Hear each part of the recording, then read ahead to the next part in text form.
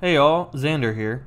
I took on the challenge of playing Remothered, Tormented Fathers, a 2018 title recently ported to the Nintendo Switch. This was an interesting experience because it has a very unique setup. On a dark and stormy night, you assume the role of a young woman by the name of Dr. Rosemary Reeds. You are exploring the Felton estate looking for clues about the mystery of a missing child and what dark deeds could be taking place there.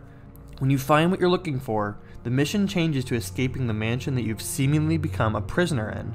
Dr. Reeds will have to equip herself with various items that are dispersed all over the mansion to distract any stalking predators or defend herself when facing the menacing arms of certain doom. Ironically though, what really holds the player hostage are the graphics. I looked up what Remothered Tormented Fathers looked like on other platforms and it's night and day. The paintings in Princess Peach's castle from Super Mario 64 are wildly better looking than the textures you will find in the Felton estate.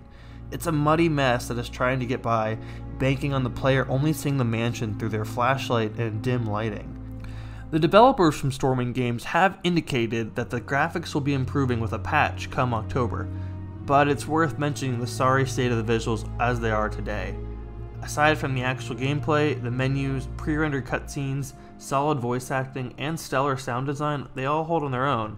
The only other major visual issue I have is that there's a fair amount of exposition found in small diary entries, notes, written out thoughts, and letters where the text boxes are incredibly small.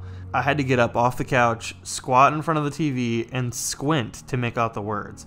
Obviously this was not very fun, and you can forget about trying to read much of anything in handheld mode. Full stop. To put a fine point on it, playing in handheld mode is borderline impossible. Every action is slowed to a crawl. It's already a bit of a slog to get around, but this feels more intentional because movement is based around sneaking and being stealthy, so a slow pace makes sense. But during the intense sequences where quick decisions need to be made, performance chugs to what appears to be the console's breaking point. No item or mechanic in the game can help you when the game is running this poorly. It's a real shame because this experience, like any game on the Switch, could be really fun to take on the go. Sadly, it's better to remain tethered to the dock, which again hits on that theme of imprisonment, just not in the way that Switch players are looking for. What's worse is that I frequently got stuck on different objects in the mansion, clipped into the doors, or just glitched, leaving me immobile and a sitting duck. The gameplay here can be summed up as follows. Go here, get key item, go back, rinse, repeat. You'll often come across a door of some kind and have to go find the key or what other MacGuffin is needed to progress. To call this a puzzle is not really accurate in my eyes. It's more of the experience where you need to constantly backtrack or find an obvious item that will fix a problem blocking the path forward. You do all this while trying to not get caught by different characters that lurk in the dark dwelling you are ensnared in. If you are caught, you have precious few moments to make decisions that will determine whether you live or die. You could bolt and try to get a good hiding spot, throw out a distraction to give yourself more time, or defend yourself. This isn't a combat-driven experience, so defense comes down to making sure you have an item and then following the on-screen button prompts to trigger the cutscene of you stabbing someone and then fleeing.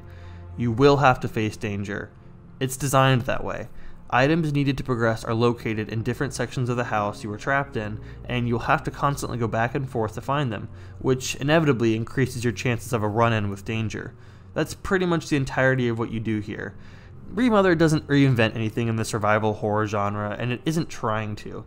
It's nice to have a house filled with disposable items that can assist in a tense situation, but by and large, the loose threads in the story are what kept my interest the most. I think that at the end of the day, there is a good game here, but it's running poorly and could be better experienced somewhere else.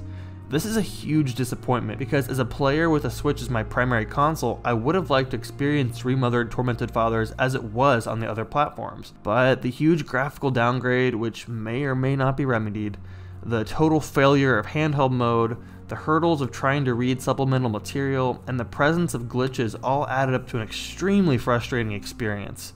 Hopefully someday Remothered Tormented Fathers on the Nintendo Switch is improved through one or more patches, because I do think that fans of the genre will enjoy this game, just on a different console. Thanks for watching, and if you want to find more Nintendo content, head on over to nintendoworldreport.com.